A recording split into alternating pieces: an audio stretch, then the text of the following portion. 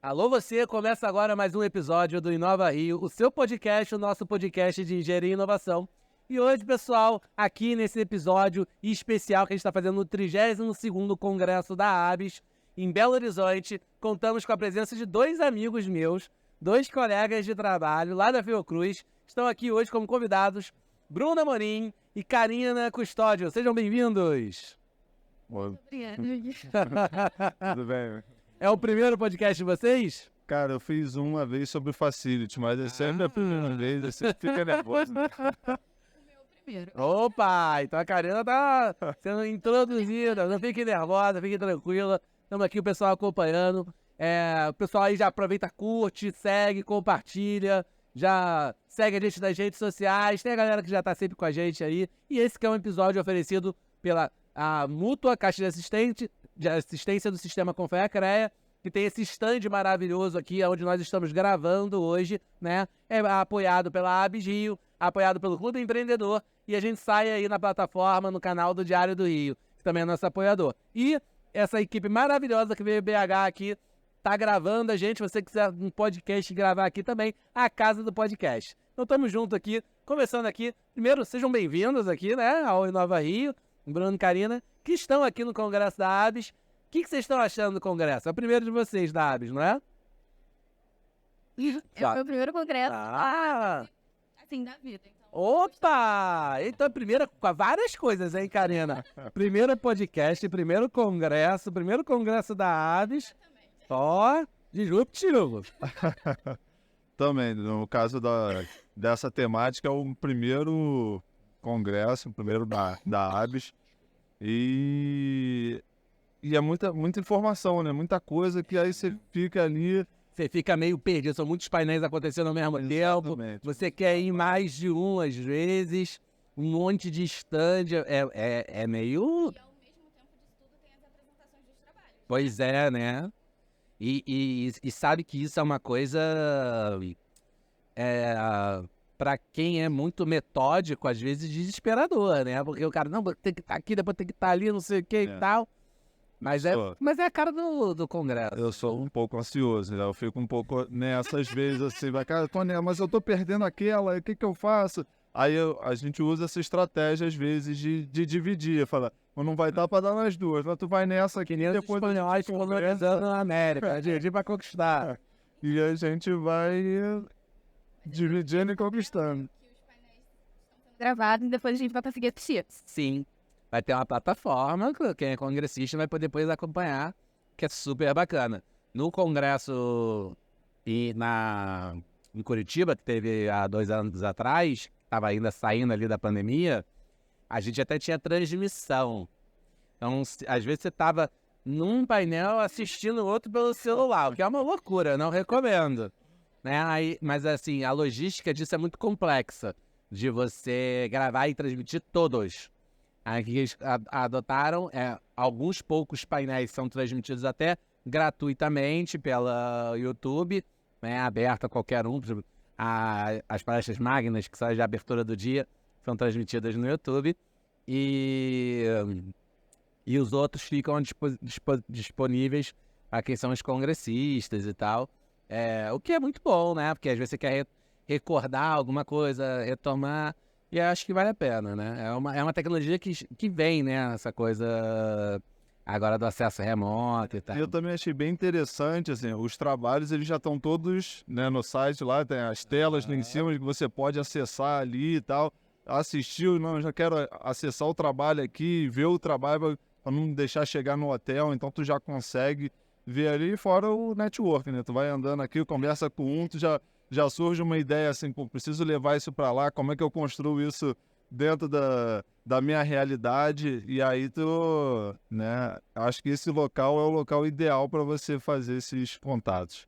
Porque saneamento, quando a gente fala de saneamento, claro, saneamento e meio ambiente, mas puxando um pouquinho mais para o saneamento, acima de tudo é saúde pública, né? E aí uma instituição como a Fiocruz, que é pioneira em saúde pública no Brasil, né?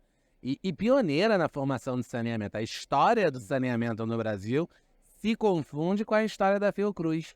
Então, esse acho que, assim, estou muito feliz que eu encontrei vários colegas nossos aqui, né? E vocês também terem vindo. Eu acho que é algo que a gente tem que fortalecer a presença. Quem sabe na próxima vez a gente não tá com o stand aqui da Fiocruz, hein, Bruno?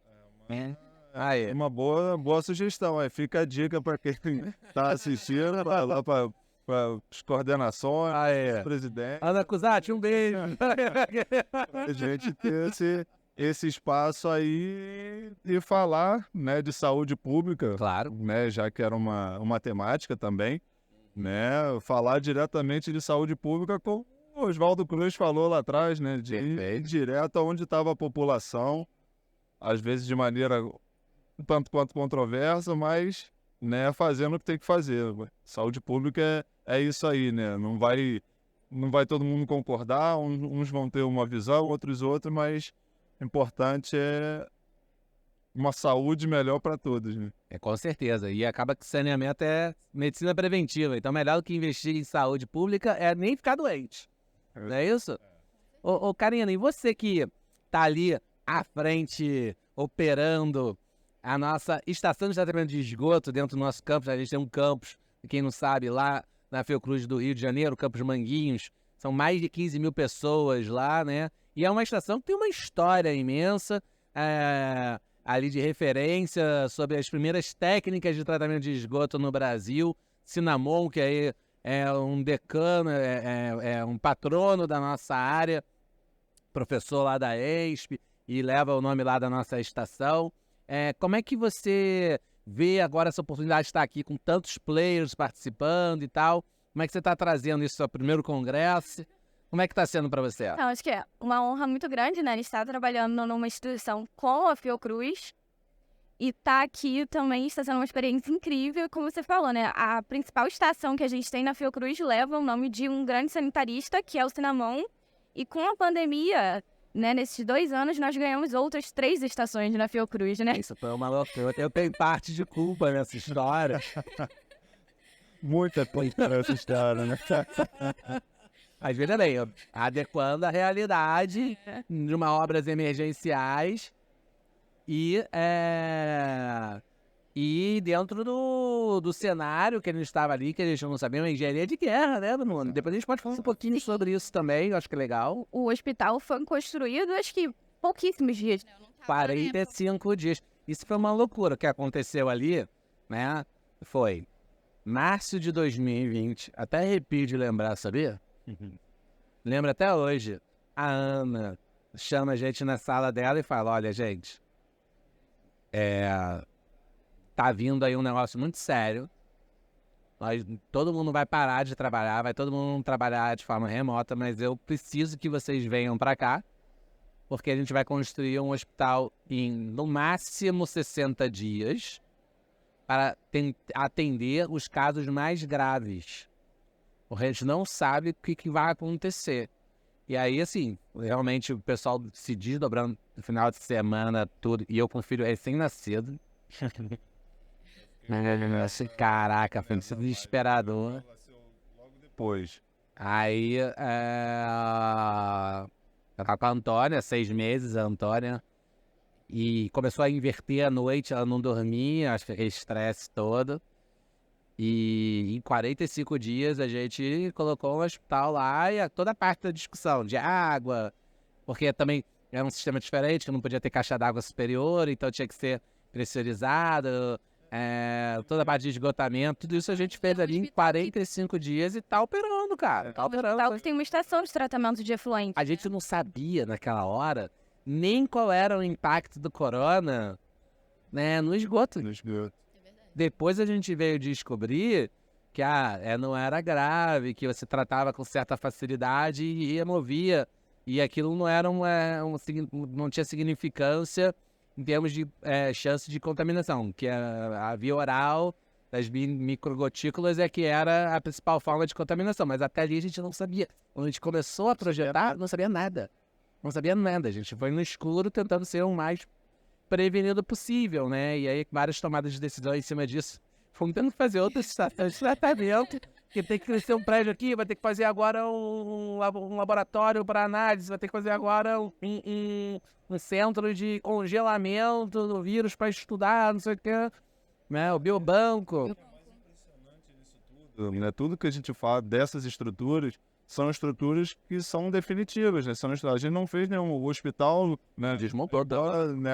Alguns ainda acham o hospital de campanha, né? Ele não foi feito para aquilo ali, né? E depois desmontou. Ele foi feito para atender a emergência sanitária, mas ele ficou como um legado para atendimento à população. Então, hoje ele já, né, já comporta outras, né, doenças assim que requerem internação de UTI, né? Mas as outras edificações que você comentou. Né? Tudo isso tá lá e aí é o desafio nosso de operar. Operar e manter. De entregar e volta para... É uma loucura, né, Bruno? Você parar pra pensar, olhar pra trás, o que foi feito, né? Sabe que a Ana, que tava à frente, a Ana Cusati, acho que até vou ver se eu convido ela pra participar de um episódio de podcast, que vai ser legal pra falar sobre isso. Ela foi até homenageada pelo Conselho de Engenharia, ganhou um prêmio, né, com engenheira do ano aí também, em virtude de estar à frente de uma loucura como essa, né, gente? Porque não é uma coisa simples, né? Imagina. E a Fiocruz deu resposta, como sempre deu em sua história, no momento de crise sanitária, né? É isso. Isso foi muito legal. E homens e mulheres ali unidos construindo essa estrutura, né? Essa infraestrutura. E às vezes o pessoal não enxerga assim, isso de forma tão clara. Tem um médico ali na ponta tratando no hospital, óbvio, salvando vidas, mas para que ele possa fazer isso, médicos, enfermeiros, né, técnicos e tal, mas para que ele possa fazer isso, antes vem toda uma engenharia, né? Para viabilizar aquela estrutura para que o médico possa, o pessoal do setor de saúde possa atender, né? E aí que a gente entra um pouco, né? Eu como engenheiro civil, tentando... E depois não cenário, tendo essa estrutura, né, Bruno? Fala um pouquinho sobre isso, que é legal. Entender todo esse cenário, tentando entender como é que a gente lida com cada um desses, né, desses ativos, que alguns são ativos novos, que até então também, né, das novas edificações trouxeram. E aí, mais uma vez, né, a feira ajuda muito a gente enxergar soluções para questões que a gente está enfrentando ou vai enfrentar. Eu estava comentando com a Karina, assim, uma coisa que chama muito a atenção é aquilo. A gente sempre teve até então aquele compromisso de entregar, lá no campus que você comentou, entregar uma água de consumo. Era água de consumo humano, que eu recebo da concessionária, tratada, a gente reserva lá nos reservatórios e distribui internamente. Mas, e agora quando eu falo de uma água da pesquisa qualificada, que tem que ser uma água pura, tem que ser uma água deionizada, né, tem que ser uma água que controla a questão da dureza e tal. Como é Águas que requerem um tratamento especial. E aí, assim, como é que o engenheiro civil entra nisso aí para tentar entender? Lógico que com todo o suporte, né, de toda a estrutura. Você muitas vezes sabe que muitas vezes a gente vai lá e recorre a você também. Não, tamo junto. Mas como é que a gente entende isso tudo e continua entregando esse trabalho de qualidade para a população que a Fiocruz sempre prestou, né, ao longo da sua história aí, do centenária. E além disso, tem toda a questão relacionada depois à outra cadeia, que é a dos esgotos, que dependendo do que está sendo analisado em laboratório ou doenças que você tenha dentro do ambiente, né, que sai ali junto aos efluentes, você vai precisar de um tratamento especial. É o caso, por exemplo, lá dessa nova edificação que foi feita, onde a gente tem ali o que a gente chama de inativação térmica, né, que precisa ser feita. E a Fiocruz tem as maiores plantas de inativação térmica e de águas especiais do Brasil, do osmose reversa. E além da inativação térmica, né, no prédio novo, a gente tem a inativação química para o NB2. Ah, sim. Antes de chegarem, né, na ETE biológica tradicional que a gente conhece. É uma complexidade grande, né, quando a gente vai analisar. Esses casos que surgem pelo caminho, que ela também estava me contando, eu até pedi para você contar, sem de repente dar os nomes, mas de mudança de operação dentro dos espaços, que impactam, né, nessa água que a ETE vai receber. Então, tudo que é usado nos laboratórios chega à estação. Então, assim, se eu estou usando no laboratório um detergente enzimático, talvez que ali tem um papel de matar as bactérias, ele vai chegar na ETE e vai cumprir o papel dele, que é de matar as bactérias. E não pode, né? E não pode. Porque, A gente tá teoricamente, falando de um é tratamento meio biológico. biológico. A gente precisa que elas estejam ali trabalhando. Fica isso para o usuário, né? Que o usuário ele quer matar a bactéria que está na sala dele.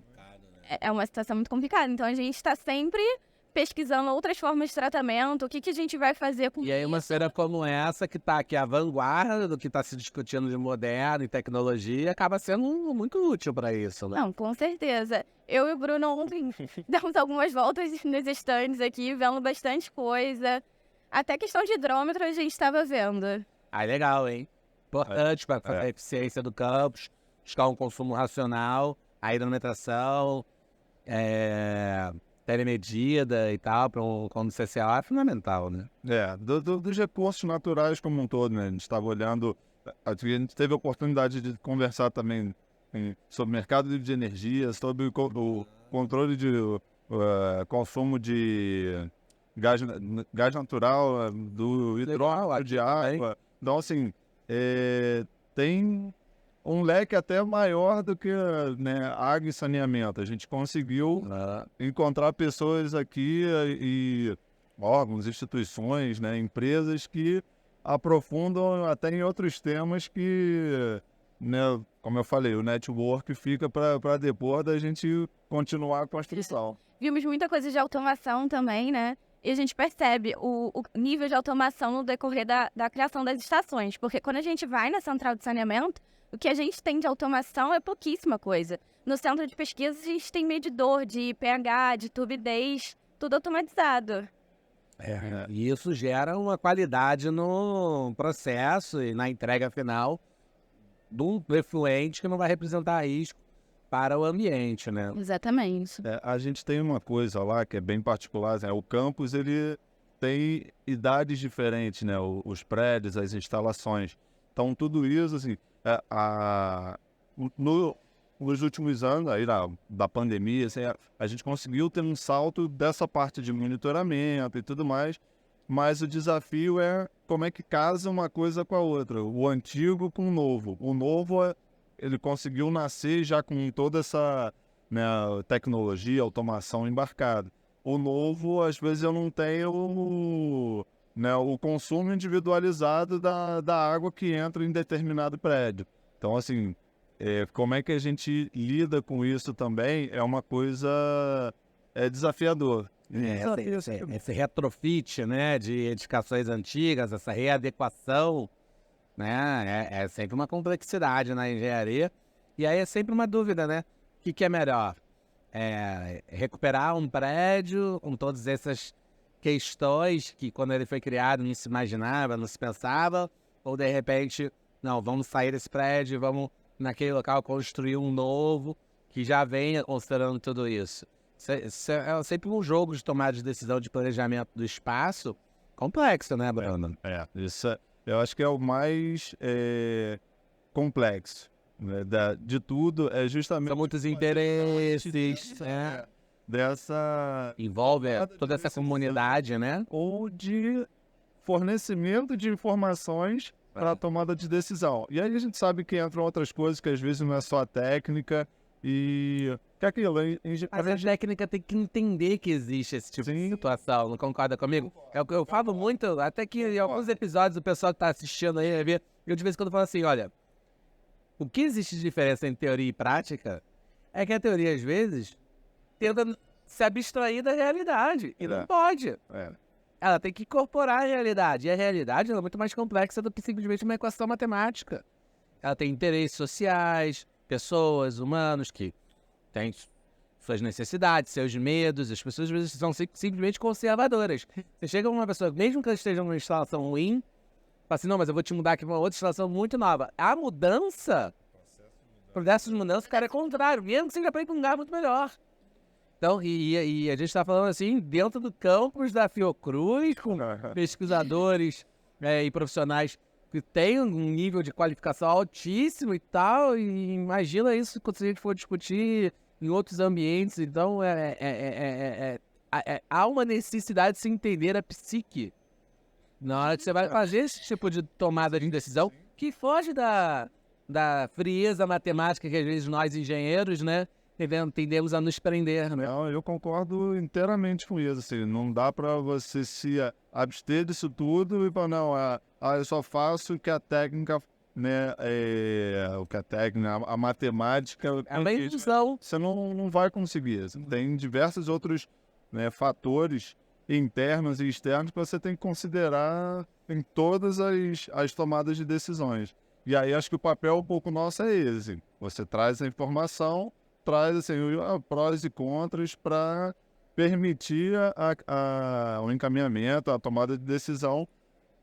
Isso, a tendência vai ter sempre, não, o novo é melhor. Será que o novo é melhor? Será que... Fica variada. Isso é... E dentro desse processo, eu costumo dizer, tem que se comunicar bem. Porque se você vai para o processo de convencimento, olha, gente, isso aqui vai ser melhor. Você tem que estar se comunicando bem, mostrando bem aquilo que você está propondo, né? E uma coisa que eu sempre bato na tecla é, nosso setor de engenharia se comunica mal. Em linhas gerais. Não é óbvio que tem as exceções, mas em linhas gerais se comunica mal. E isso é algo de autocrítica, né? Mas aqui, voltando para o nosso congresso, se você tivesse que falar uma coisa que te chamou mais atenção, um destaque aí, o que você está agora, já estamos o quê? Segundo dia de congresso? Vocês mais chamou a atenção aí, Karina? Você que está pela primeira vez, essa visão aí de quem está abrindo as cortinas. Então, acho que o que mais me chamou a atenção, na verdade, foi assim, eu consegui falar com alguns fornecedores.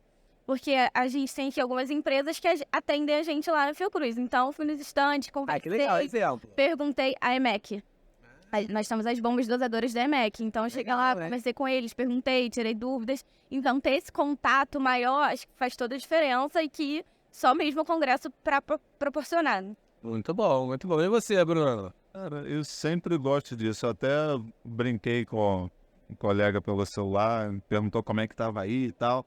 Falei, cara, eu acho que eu precisava viver nesse mundo, que eu gosto muito disso de abordar, né, a pessoa, não chegar no stand, né, tentar trazer um problema e nessa construção, chegar numa construção coletiva do que aquela empresa oferece de solução para o problema que a gente está trazendo e tal. E aí sim, abrir uma porta da gente continuar a conversa. Então, essa questão do network, para mim, é o que eu... E lógico, os trabalhos, tu vai vendo as teorias ali... Que a pandemia tinha acabado, né, Bruno? Porque se a gente for olhar antes, quando estava tudo online, digital, todas as duas características que vocês falaram aqui, né, não era possível, né? Sim. Você vê a importância... Eu costumo dizer assim, o legado da pandemia é muito, muito importante, né? Você poder fazer uma reunião virtual, facilita, mas não pode substituir o que são os eventos presenciais. Aí tem que vir para agregar. Não sei se vocês veem de uma forma parecida, né? Pelo que vocês estão relatando. Sim, e também o que eu acho que é ruim que a pandemia trouxe, que é um pouco disso que você estava falando, assim, que essa ferramenta, às vezes, ela te traz, como você comentou ainda há pouco, assim, a pessoa estava assistindo uma, né, e olhando a outra pelo celular. Então, assim, foi uma ferramenta que cresceu muito com a pandemia. Você vai assustar, né? Aí tu fica ali, trazendo também pro trabalho, tu fica lá em uma reunião, tu tá respondendo e-mail, vendo não sei o quê, né, até tava vendo outro dia um estudo sobre isso, né, um estudo estatístico, o cara perguntava assim, o que as pessoas faziam, às vezes, enquanto estavam em reunião remota. Aí tinha lá de tudo, tinha até jogando videogame, o cara teve alguém que respondeu. Pelo menos jogando videogame, o cara não tá ali na loucura de estar fazendo 20 coisas ao mesmo tempo, porque eu fico pensando em termos de saúde mental, né? É fogo você fazer 2 reuniões ao mesmo tempo, meio e meio, não sei o quê. Uma coisa que pra mim é muito pesada nessa coisa de reunião online é que você acaba encaixando uma reunião seguida da outra. E você não tem tempo de absorver o que aquela reunião que você fez acabou de deliberar. Então, vamos supor, eu tô numa reunião aqui, fechamos esse assunto, não sei o quê. Pô, você precisa de um tempo para aquela coisa sedimentar, aí você, isso aqui vai precisar fazer não sei o quê. Tu já engata na outra, cara, é muita informação. Tem uma hora que você começa a dar tilt, começa a confundir, esquece, troca. Isso é algo também que a gente tem que amadurecer na forma de... Você quer aumentar a eficiência, mas sobre que custo? Né? Fazer mais reunião, às vezes não sei. Será que aumenta a eficiência? Talvez não, né? É algo que a gente vai aprendendo aí, todos nós juntos, né? E aí, gente, assim, a gente começar também aqui e caminhando mais para o fim, porque todos nós temos vários afazeres ao mesmo tempo aqui no Congresso, né? Eu tenho certeza que a galera aí também vai curtir e ver também os painéis que tem aí no Congresso da Abs pelo canal do YouTube. Mas vocês enxergam agora, vocês viram que o grande assunto, né, que está acontecendo aqui no Congresso é a questão das novas metas de universalização do saneamento, chegar aí saneamento, água, esgoto para todas as pessoas no país, né, alinhado aí com as ODS da ONU e tal.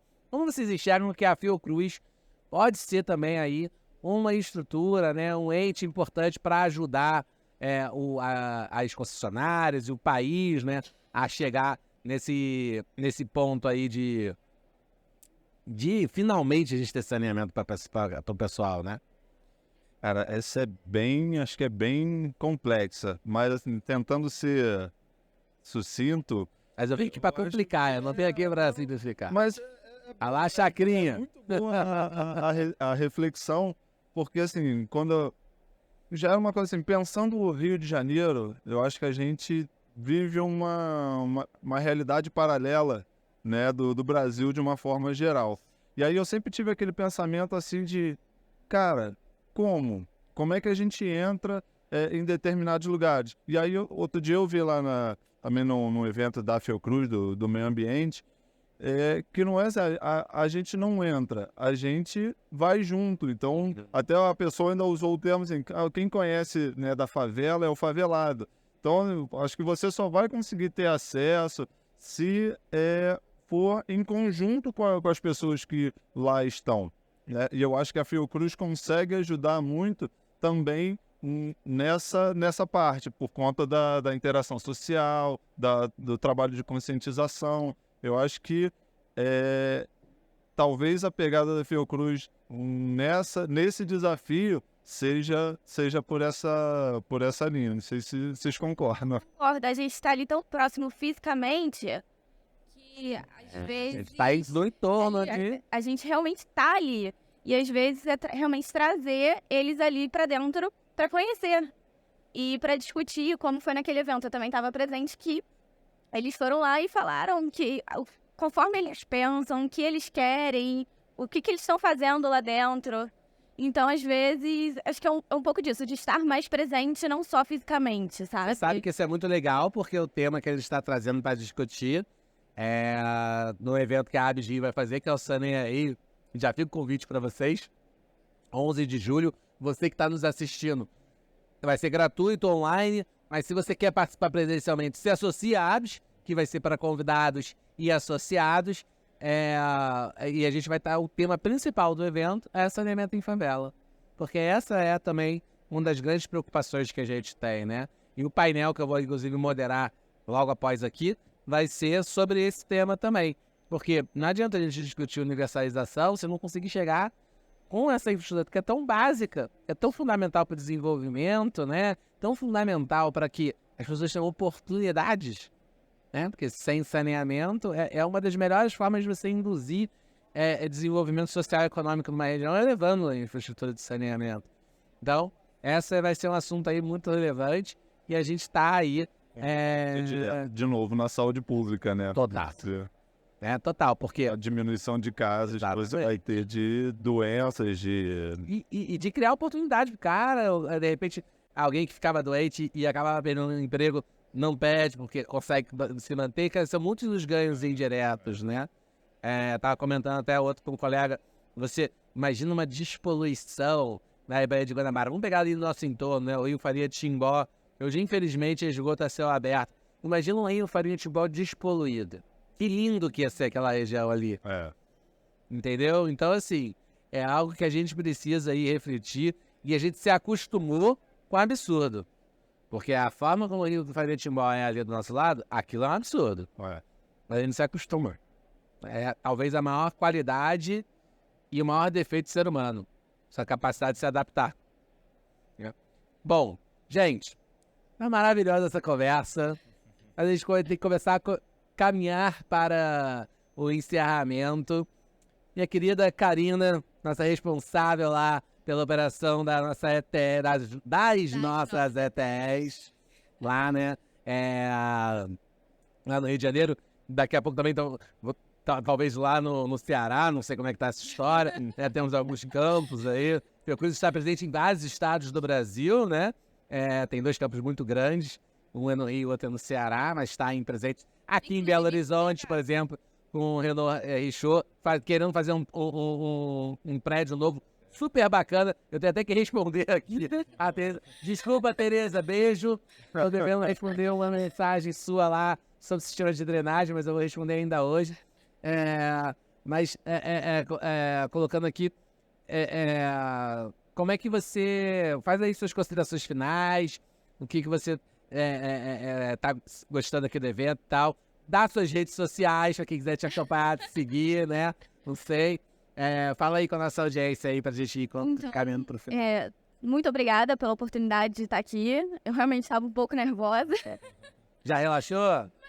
Relaxando. Eu ofereci um vinho pra você relaxar. Mas ela não quis. Eu vou fazer o quê, mano? Melhor sem vinho, mais tranquilo. Eu uso tanto as minhas redes sociais, mas o LinkedIn tá lá, Karina Custódio. Opa, então o LinkedIn. Se alguém queira. E acho que é isso. A gente tá aqui aprendendo cada vez mais para aplicar no nosso dia a dia lá na Fiocruz e fornecer cada vez um trabalho mais eficiente. Melhor, digamos. Maravilha, maravilha. Meu amigo Bruno. Cara, falar de Fiocruz é sempre um prazer, né? A gente sabe ter aquela máxima lá do orgulho de ser Fiocruz. Essa a gente é um slogan. Carrega, né, de poder falar, e ainda mais agora, passado esse período aí de pandemia, e que de fato a Fiocruz, né, mostrou entregas concretas, né, para o grande público. Hospital, produção de vacina, produção de testagem, né, a desenvolvimento de ciência para que se possa superar. Ela tá de parabéns. Quem não conhece, ainda não tinha ouvido falar de Fiocruz. Nossa ministra hoje é a nossa ex-presidente, né? Ministra da Saúde é ex-presidente, Anísia. Está aqui falando de Fiocruz, assim, onde falaram para mim, tem que falar de Fiocruz, eu vou com o maior prazer. A gente também, você começa nervoso, quando você relaxa, tu fala, agora tá acabando, fala, agora que eu tô começando a relaxar um pouquinho, todo mundo aí corta a câmera. Mas obrigado aí pela oportunidade e de juntar os 2 temas, Fiocruz e saneamento, e agora a universalização aí. Temos que trabalhar para isso. Bom, gente, muito obrigado. E redes sociais, Bruno? Cara, depois quando sair o podcast, eu boto nos comentários aí, porque eu não lembro de cabeça. Eu até tem no cartãozinho tem o QR Code, mas de cabeça eu não lembro. Alguém acha lá Bruno Amorim Fiocruz, deve ter no LinkedIn, é só buscar por lá, não é isso? Tem LinkedIn, tem Show de bola. Tem Instagram, cabeça. Vai achar, botar lá, vai achar. Gente, muito obrigado. De verdade, obrigado por vocês terem topado participar aqui do podcast com a gente, nessa edição especial que a gente está fazendo aqui dentro do stand da Mútua, a Caixa de Assistência dos Profissionais do Sistema CREA-CONFEA, aqui no nosso 32º Congresso da ABS, que está acontecendo em Belo Horizonte. Então, muito obrigado. Esse que é um programa oferecido pela ABS Rio, apoiado também pelo Clube Empreendedor, saindo na plataforma aí do Diário do Rio. Encerramos aqui, e produzido aqui em BH pela Casa do Podcast, essa equipe maravilhosa que tá fazendo esse nosso podcast aqui em BH. Muito obrigado por vocês terem acompanhado. Não deixem de curtir, compartilhar e seguir a gente nas redes sociais. Continue acompanhando a gente. Até mais, gente. Tchau, tchau.